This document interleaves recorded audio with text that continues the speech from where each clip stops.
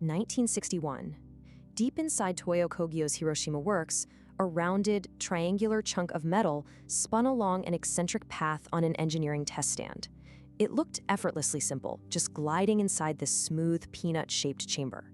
But, you see, beneath that beautiful, hypnotic movement hid a massive fundamental flaw. At that time, Toyo Kogyo, the company we all know today as Mazda, was incredibly hungry. They desperately wanted a distinctive technology to supercharge their passenger car ambitions. They needed something that would make the world pay attention. So, they made a massive gamble. They signed a licensing agreement with the German organizations NSU and Wankel. It was the birth of a legendary group of engineers known as the 47 Samurai. The thing is, this agreement gave Mazda's engineers the blueprints, sure, but it left them entirely responsible for actually turning this unproven, wild concept into a durable engine you could put in a real car. And the appeal? I mean, it was completely obvious. Think about a standard piston engine, right? Heavy, violently pumping cylinders going up and down. The Wankel design, on the other hand, was incredibly compact. It literally lacked major moving parts, no valves, no camshafts, just impossibly smooth power delivery at really high speeds. For a small car maker, this was the ultimate silver bullet. It works like this. As that roughly triangular rotor moves off-center inside the housing, the empty spaces between the rotor and the walls constantly expand and contract. In one beautifully fluid motion, it executes 4 precise steps. It draws in the fuel mixture, compresses it, produces power, and discharges the exhaust. It's almost like a mechanical heartbeat. But, well, this elegant motion concealed a mountain of brutal mechanical demands. We're talking sealing, lubrication, heat control, combustion, emissions, and fuel consumption. The burden of fixing all of this fell to Kenichi Yamamoto and his cross-departmental team. And they were smart.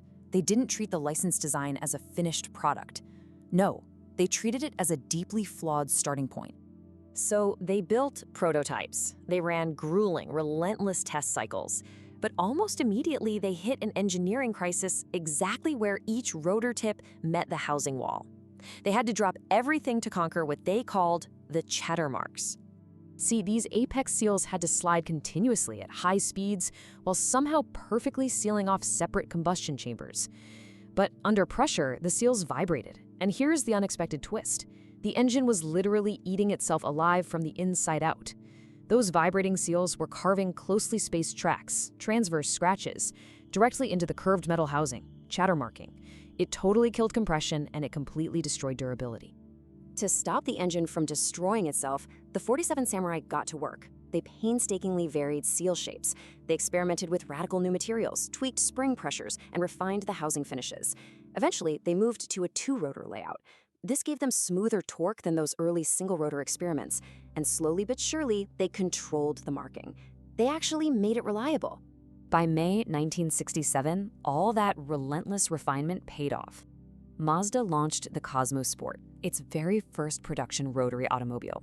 And wow, with its twin-rotor 10A unit, its long hood, and that super low stance, it proved to the entire world that Mazda could actually build a reliable rotary road car. And more importantly, they could support it out there in the real world. From there, the technology just exploded into their everyday vehicles. The Familia Rotary Coupe, the Capella RX-2, the Savannah RX-3, the Luce RX-4. Mazda's entire identity became completely fused with the rotary engine. It promised compact power and really lively performance across everyday sedans and wagons. But mass adoption exposed one fatal weakness. The rotary was incredibly, unforgivingly thirsty for fuel. Then came 1973. The global oil crisis hit the market like an absolute sledgehammer. Practically overnight, skyrocketing fuel prices and supply anxiety crushed consumer demand for anything that drank a lot of gas. The market turned completely upside down on Mazda's entire strategy. Most companies would have just walked away, right? But Mazda refused to abandon the rotary. Instead, they launched the Phoenix project, targeting drastically improved efficiency. They realized, okay, the rotary couldn't replace the mainstream piston engine for everyday commuting, so they gave it a new, highly focused purpose: compact, high-output sports cars. And that purpose was perfectly realized in 1978. Mazda decided to chase pure performance, and they introduced the first RX-7. By By taking that incredibly compact 12A twin-rotor engine and shoving it entirely behind the front axle, they created this brilliantly balanced, lightweight sports coupe. It opened up rotary performance to a massive global audience. A second-generation RX-7 arrived in 1985. This one brought a much more mature, grand touring vibe to the road, but at the exact same time, Mazda was aggressively linking their road cars directly with endurance racing. They were pushing the Rotary to its absolute physical limits out on the track. All of this relentless pushing culminated in June 1991. A major regulation change was looming over the horizon that would force endurance racing back to standard reciprocating engines in 1992. This was it, the Rotary's last best chance. Enter the screaming orange and green number 55 Mazda 787B. In just a monumental underdog victory, the 787B won the 24 Hours of Le Mans. Its bespoke four-rotor R26B engine made it the race's only rotary-engined winner in history. And not just that, it crowned Mazda as the absolute first Japanese manufacturer to ever take overall victory at Le Mans. Incredible. Riding that massive high, the third-generation RX-7 launched later in 1991. Then, years later in 2003, the four-door RX-8 stepped up to keep the dream alive. It used a naturally aspirated Renesas engine, cleverly rearranging the exhaust ports to help the engine breathe better. It was the ultimate evolution of the design.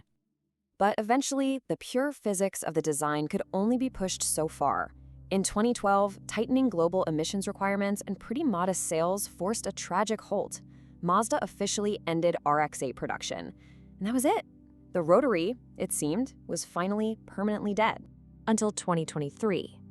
After more than a decade of total silence, the Rotary suddenly returned to mass production in the MX-30 e-Skyactiv REV.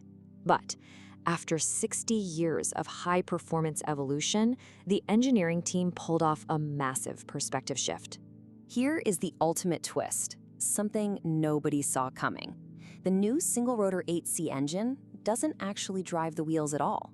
That exact same engine architecture that once screamed down the Mulsanne straight at Le Mans has been totally quietly repurposed. Today, it acts solely as a hidden generator. It just spins silently in the background to charge a battery for an electric motor. It is such a strange, quiet fate for a technology born from such violent, fiery ambition. Back at the Hiroshima Museum, the original white Cosmo Sport, with its slim chrome bumpers and low nose, stands completely silent beneath the gallery lights, just sitting there, exactly as it was at the beginning. But as the Rotary hums away, hidden inside modern hybrids, is this a brilliant rebirth, or just a final, quiet goodbye?